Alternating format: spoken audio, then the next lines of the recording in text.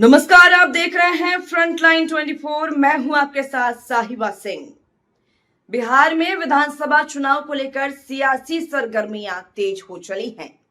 विपक्षी दल voter list revision के मुद्दे पर वोटर अधिकार यात्रा निकाल रहे हैं। दूसरी ओर सीएम नीतीश और एनडीए का पूरा अमला अपने काम की रफ्तार को तेज करते हुए लोगों की मांगों को पूरा करने की जुगत में लगे हैं।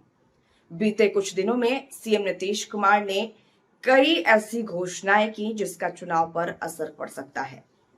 इसमें फ्री बिजली, पेंशन राशि बढ़ाना, फॉर्म फीस 100 रुपए तय करना सहित कई अन्य शामिल हैं। लेकिन इसके बाद ही तेजस्वी राहुल की वोटर अधिकार यात्रा में जिस तरह की भीड़ जुट रही है, वो सत्ता में काबिज नेताओं की चिंता बढ़ाने वाली है। इन सभी सियासी घटनाक्रमों के बीच मंगलवार को बिहार के मुख्यमंत्री नीतीश कुमार अचानक दिल्ली रवाना हो गए। बता दें आपको कि उनका यह कार्यक्रम अचानक तय हुआ है, जिससे राज्य में नई सियासी चर्चा छिड़ गई है।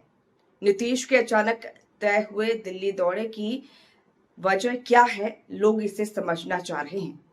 लोग इसे आगामी दिनों में होने वाले चुनाव से भी जोड़ रहे हैं।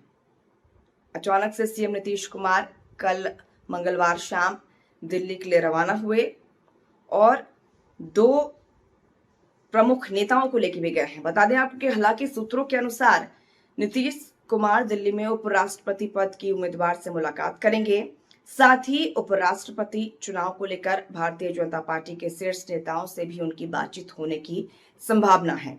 बताया जा रहा है कि इस दौरान बिहार विधानसभा चुनाव को लेकर भी भाजपा के नेताओं के साथ अहम चर्चा हो सकती है। मुख्यमंत्री का यह दौरा राजनीतिक रूप से बेहद अहम माना जा रहा है। मुख्यमंत्री का यह दौरा राजनीतिक रूप से बेहद अहम माना जा रहा है, क्योंकि इससे आने वाले समय की सियासी तस्वीर पर असर पड़ सकता है। अब देखना होगा कि दिल्ली से लौटने के बाद सीएम नीतीश कुमार का अगला कदम क्या होगा।